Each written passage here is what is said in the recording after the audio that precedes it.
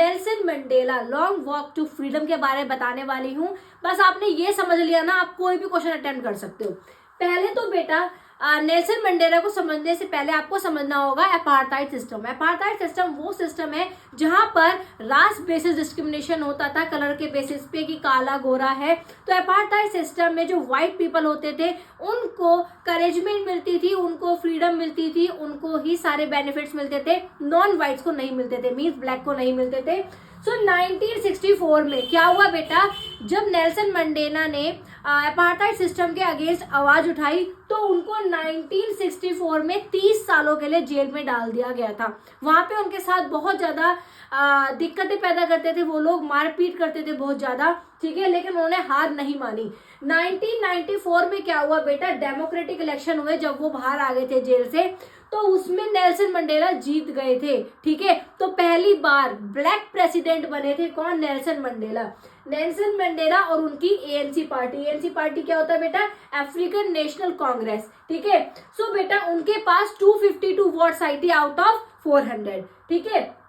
उसके बाद बेटा ये डेट आपको जरूर याद रखनी है, 10 मई 1994 को क्या हुआ था, उन्होंने शपथ ग्रहण की थी, ठीक है। उस दिन उनका शपथ का दिन था। अब देखो ये सारी चीज आपको पता चल गई तो आप कोई सा भी क्वेश्चन अटेम्प्ट कर सकते हो, ठीक है। तो उन्होंने शपथ में सारी की सारी चीजें बताई थी जो कि उनके साथ हुआ, जो कि उनके साथ आज तक बचपन से वो लोग सहते आए हैं। उनको कहीं जाना अलाउड नहीं था, रात में निकलना अलाउड नहीं था, ठीक है। जहां मन चाह के वो पढ़ नहीं सकते थे, जहां मन चाहे उनका वहां वो जा नहीं सकते थे। तो वहां से उनको फील होना, रिकॉग्नाइज होना शुरू हुआ कि उनकी फ्रीडम छीनी जा रही है, दैट इज नॉट राइट। सो ये सारी चीजें हुई। अब आपको बता देती हूँ मैं थीम क्या है इसकी, courage, sacrifice, universal desire for freedom. इस बेसिकली इस पूरी स्टोरी की थीम है जो करेज आपके अंदर होना चाहिए, हिम्मत आपके अंदर होनी चाहिए, सैक्रिफाइस जो उन्होंने किया है, ठीक है, जो उन्होंने अपना करेज दिखाया, सैक्रिफाइस किया है, बहुत ज्यादा बलिदान दिया है, और यूनिवर्सल, पूरी यूनिवर्सल की पूरी अपनी कंट्री की फ्रीडम के लिए उन्होंने फाइट की है। और बेटा मैसेज है इस पूरी स्टोरी का कि true freedom is when it is enjoyed by everyone, it not just select few.